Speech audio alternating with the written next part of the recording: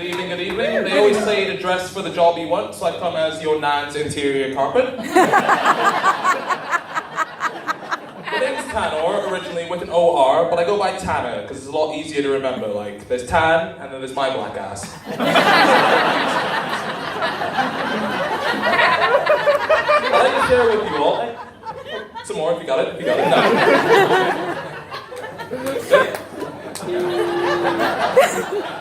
Take it all in. I'd like to share with you all a quick little theory that I've got. It's a weird little theory, but I believe that the great unifier of every person is hate. And I'm not talking like deep-seated religious reasons or anything. I'm talking about like pet peeves and so those sorts of things, like, you know, little small niggles and those kind of things. So you, madam, you got any pet peeves? How about you, madam? Got any pet peeves? Madam, pet peeves, pet peeves, pet peeves? One of the pet peeves that comes up with me is people who ask questions and don't really listen to the answer. Fucking grind my teeth at that. Grind my teeth. But I have real niche pet peeves, like phrases, you know, like the phrase, get on like a house on fire. You should meet my mate, you get on like a house on fire. Oh, you should introduce me to that lass, me and her, we get on like a house on fire. Have any of you ever been inside a burning building? Can't imagine it's a very good experience. I am sweating out there. It's that fucking house on fire we were talking about. But you have to give it some thought, really, to getting on like a house on fire. What does it entail? What does it entail? The destruction of precious memories. Water in my feet. Too much smoke inhalation, and a visit to A&E. That's a pretty good Saturday night, isn't it? Yeah. Pretty good one. We'd all get on like a house on fire, I believe. What's another one? Oh, you've all heard this phrase. You can have a cake, but you can't eat it too. You've heard that phrase? Anyone? No? Yeah. What the fuck was the point of the cake? Was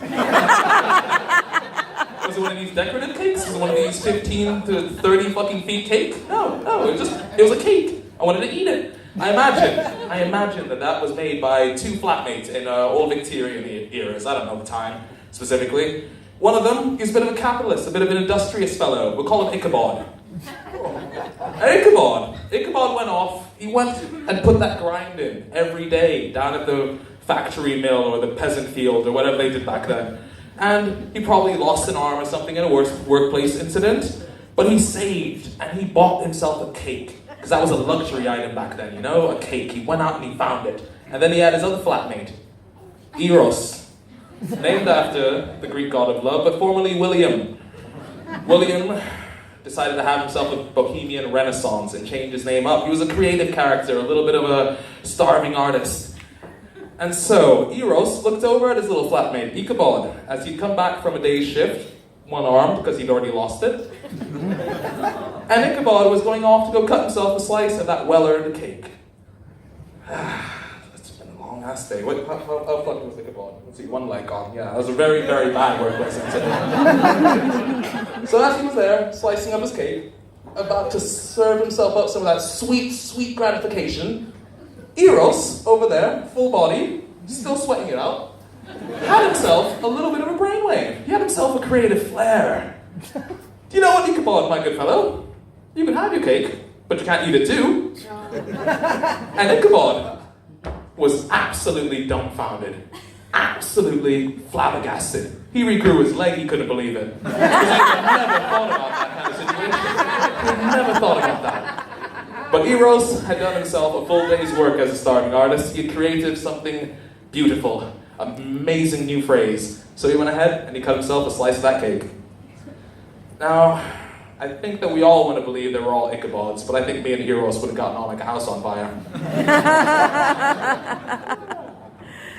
The actual phrase is supposed to go, you can eat your cake, but you can't have it. That doesn't roll off the tongue very well, does it? It's a little bit backwards, it's a little bit weird. It's kind of like the phrase, one in, one out. Anyone familiar with that phrase? Been to a bar, yeah? One in, one out. The bar makes total sense when you just say it, but have you really thought about it? One in, one out. Okay, yeah, I'm going to paint you all a picture real quick, all right? Remember the phrase, it's one in, one out. So, you're off, you're having yourself a nice little Friday night, having yourself a bit of a boogie, having a good time, all right? You're destroying some of those precious memories as we remember. You're already probably in the smoking area, smoking up a little bit, way too much, and you're working your way over to A&E. And all of a sudden, the bouncer's massive spade hands just right on your shoulder and pick you up and launch you out the front door like Uncle Phil used to do to Jazzy Jeff back in the day. Simply because some asshole wanted to come in and see what the vibe was like inside. 1 in, 1 out.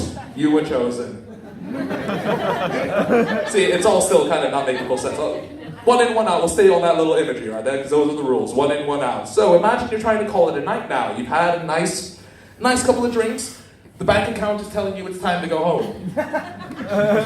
You probably got a 6 a.m. shift that you forgot about. Yeah, definitely. And grabbed your jacket and you're on the way out. And all of a sudden, probably the same bouncer, massive spade hands.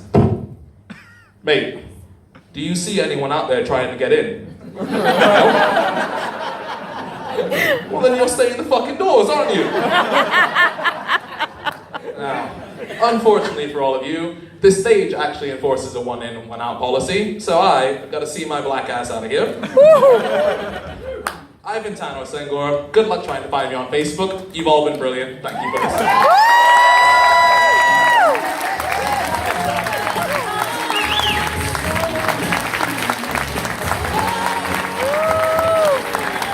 Tano Senghor.